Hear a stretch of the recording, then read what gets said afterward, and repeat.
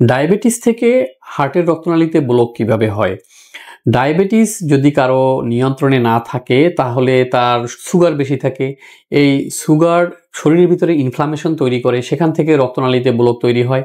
Sugar বেশি থাকলে cholesterol বেড়ে যায়, সেখান থেকে রক্তনালীতে ব্লক তৈরি হয়। রক্তনালীতে যদি রক্তনালীর দেয়ালে যদি ব্লক তৈরি হতে থাকে, রক্তনালী শুরু হয়ে যায় এবং এটি শুধু হার্টের রক্তনালীতে হয় তা নয়, এটি কিডনির রক্তনালীতে হতে পারে, পায়ের রক্তনালীতে হতে পারে। কিডনির রক্তনালীতে যদি ব্লক তৈরি হয় এই ডায়াবেটিস থেকে, তাহলে ওই রোগীর তখন হাই প্রেশার, উচ্চ রক্তচাপ তৈরি হবে। সেই উচ্চ রক্তচাপের কারণে আবার তার হার্টের রক্তনালী ক্ষতিগ্রস্ত হবে এবং সেখান থেকে হার্টের রক্তনালীতে অ্যাথেরোস্ক্লেরোটিক ডিজিজ হতে পারে অথবা সরাসরি হার্ট অ্যাটাক হতে পারে, হার্টের রোগ হতে পারে। সুতরাং ডায়াবেটিস যদি থাকে তার কিন্তু হার্ট অ্যাটাকের রিস্ক বহুগুণ বেড়ে যায় এবং মাল্টিপল মেকানিজমের মাধ্যমে মাল্টিপল প্রবলেম তার শরীরে আরও তৈরি হয়, অনেকগুলো সমস্যা তৈরি হয় এবং সেই সমস্যাগুলো থেকে সম্মিলিতভাবে একসময় তার হার্টের রক্তনালীতে ব্লক হয়ে যায়।